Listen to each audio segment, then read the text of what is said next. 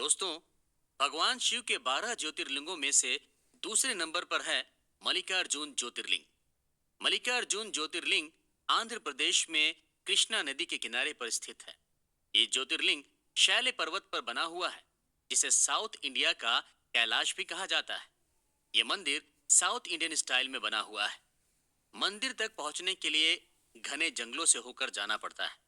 12 ज्योतिर्लिंगों में ये ऐसा ज्योतिर्लिंग है जहां पर भगवान शिव और माता पार्वती दोनों के ही दिव्य ज्योतियां हैं। माता पार्वती को मल्लिका और भगवान शिव को अर्जुन कहा जाता है। इस वजह से इस ज्योतिर्लिंग का नाम मल्लिकार्जुन ज्योतिर्लिंग है। मल्लिकार्जुन ज्योतिर्लिंग का परिसर बहुत बड़ा है, जो कि करीब 2 हेक्टेयर के एरिया में फैला हुआ है।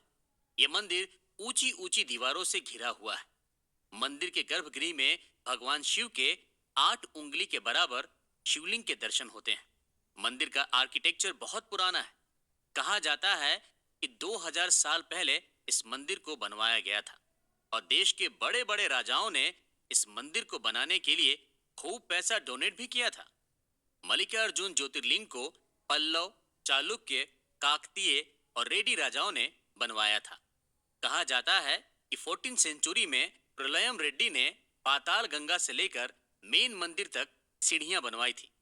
विजयनगर साम्राज्य के राजा हरिहर ने मंदिर का गोपुरम और मुख्य मंडप बनवाया था। 15 सेंचुरी में राजा कृष्णदेव राय ने मंदिर में मौजूद राजगोपुरम और सुंदर मंडप का कंस्ट्रक्शन करवाया था। कहा जाता है कि 1667 में छत्रपति शिवाजी महाराज ने मंदिर में गोपुरम बनवाया था, जिसे शिवाजी गोपुरम भी कहा जाता है।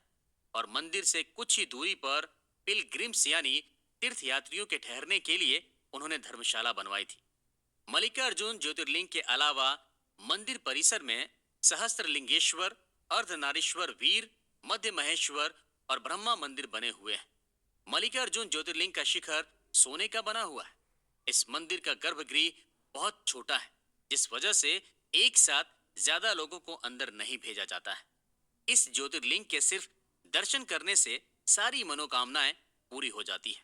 दोस्तों, आप सोच रहे होंगे, गर्भगृह को बड़ा भी तो बनाया जा सकता है, जिससे सभी आसानी से दर्शन कर सके।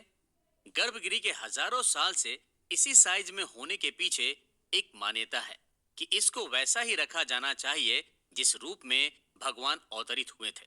इसको परिवर्तित नहीं किया जा सकता है। मल्लिकार्जुन ज्योतिर्लिंग के दरबार को सुबह 5:30 बजे भक्तों के लिए खोल दिए जाते हैं और करीब 1 बजे तक तीर्थयात्री मंदिर में दर्शन करते हैं। इसके बाद मंदिर के पट बंद कर दिए जाते हैं और फिर शाम को 6 बजे दोबारा खोला जाता है। रात को 10 बजे मंदिर बंद कर दिया जाता है। मल्लिकार्जुन ज्योतिर्लिंग से कुछ ही दूरी पर मां सती का मंदिर भी है, जिसे जगदम्बा मंदिर के नाम से जाना जाता है। ये मंदिर मां सती के 51 शक्ति पीठों में से एक है। श्री शैलम पर्वत पर मां सती की गर्दन गिरी थी। यहाँ मां सती को ब्रह्मरांबा के रूप में पूजा जाता है। कहा जाता है कि माता सती के पिता राजा दक्ष प्रजापति ने यज्ञ का आयोजन किया, जिसमें उन्होंने सभी देवी देवताओं को बुलाया था, लेकिन इसमें उन्होंने अपनी बेटी सती और दामाद शिव जी को नहीं बुलाया। तब मां सती बिना बुलाए ही यज्ञ में जा पहुंची, जहां दक्ष प्रजापति ने मां सती का बहुत अपमान किया, जिसे तो उन्होंने बर्दाश्त कर लिया, लेकिन बाद में दक्ष प्रजापति भगवान शिव के खिलाफ बोलने लगे, तो तब उन्होंने उस अपमान को नहीं सहा और यज्ञ में कूदकर जान दे दी। तब भगवान शिव बहुत गुस्सा हुए और मां सती के शरीर को हाथों में लिए पूरे ब्रह्मांड में घूमते रहे। मां सती के शरीर के अंग 51 जगहों पर गिरे, जो 51 शक्ति पीठों के रूप में जाने जाते हैं। दोस्तों, मल्लिकार्जुन ज्योतिर्लिंग के एग्जिस्टेंस में आने की स्टोरी भी बहुत ही इंटरेस्टिंग है। पौराणिक कथा के अनुसार एक बार कैलाश पर्वत पर भगवान शिव माता पार्वती के साथ बैठे हुए थे।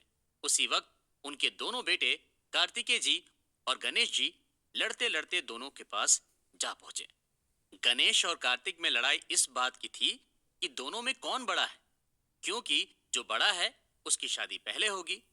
कार्तिकेय का कहना था कि वो बड़े हैं, तो वहीं दूसरी तरफ गणेश भगवान अपनी जिद पर अड़े थे।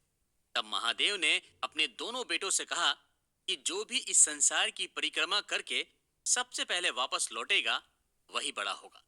ये बात सुनकर कार्तिकेय तुरंत अपनी सवारी मोर पर जा बैठे और संसार का चक्कर लगाने के लिए निकल पड़े। दूसरी तरफ भगवान गणेश थे। गणेश जी का वाहन चूहे को माना जाता है। चूहे पर बैठकर इस पूरी दुनिया का चक्कर लगाना बहुत मुश्किल था, लेकिन भगवान गणेश को बुद्धि का देवता यूं ही नहीं कहा जाता है। उन्होंने एक तरकीब निकाली। श्री गणेश इस संसार का चक्कर लगाने की जगह अपनी माता पार्वती और पिता भगवान शिव के पास जा पहुंचे और उन दोनों की परिक्रमा करने लगे। गणेश जी ने करीब 7 बार अपने माता पिता की परिक्रमा की। गणेश जी की बुद्धिमानी और समझदारी से भगवान शिव और मां पार्वती भी बहुत खुश हुए।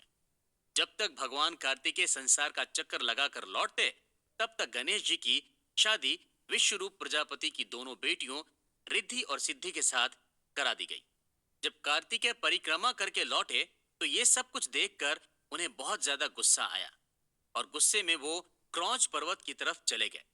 कार्तिकेय को मनाने के लिए पहले नारद मुनि वहां पहुंचे, लेकिन कार्तिकेय इतने ज्यादा नाराज थे कि वो बिल्कुल नहीं माने। तब माता पार्वती उन्हें मनाने के लिए पहुंची। अपने पुत्र को देखने के लिए भगवान शिव भी वहां पहुंचे और ज्योतिर्लिंग के रूप में प्रकट हो गए। ऐसा माना जाता है तभी से वहां पर मल्लिकार्जुन ज्योतिर्लिंग की स्थापना हुई। कहा जाता है कि शैल पर्वत पर बने मल्लिकार्जुन ज्योतिर्लिंग के दर्शन करने से और यहाँ पर भगवान का अभिषेक करने से अश्वमेघ यज्ञ करने जितना पुण्य मिलता है। मल्लिकार्जुन मंदिर में दर्शन करने के लिए कोई खास ड्रेस कोड नहीं है, लेकिन अगर आप मंदिर में भगवान शिव का रुद्राभिषेक या किसी तरह की पूजा पाठ कर रहे हो तो पुरुषों को धोती पहनना बहुत जरूरी होता है और वहीं औरतों के लिए साड़ी पहनना जरूरी होता है।